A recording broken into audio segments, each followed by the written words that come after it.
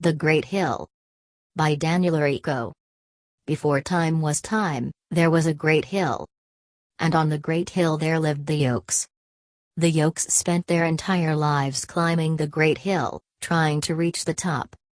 Some Yolks climbed fast. Some Yolks climbed slowly. One Yolk in particular was a very slow climber. He was different than the rest of the Yolks. When he climbed, all the other Yolks passed him. It was hard for him to watch them pass by. He felt like the worst climber in the world. Some Yolks made fun of him as they passed. Others didn't. Some Yolks wanted to help him climb, but he didn't let them. It was hard for him to climb. It was even harder when it rained because the ground got slippery. Sometimes it seemed like it was only raining on him. But it wasn't. There were times when he felt like he wasn't moving at all. But he was. Then one day he met another Yolk who climbed even slower than he did. He helped the slower Yolk climb. "Thank you," said the slower Yolk.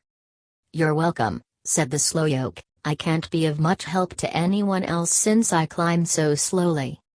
"Slowly?" asked the slower Yolk. "Well, yes. I watch other Yolks pass me all the time. I do not know if you are slow or fast, but I do know that you helped me, and that you are still climbing." The slow Yolk said goodbye to the slower Yolk, and kept climbing.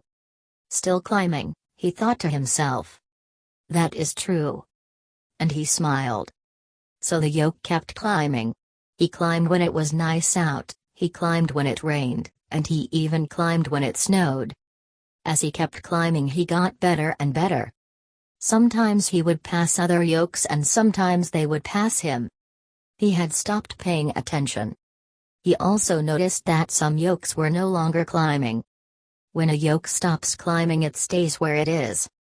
Some Yolks stop climbing because they are happy with how far they have gone.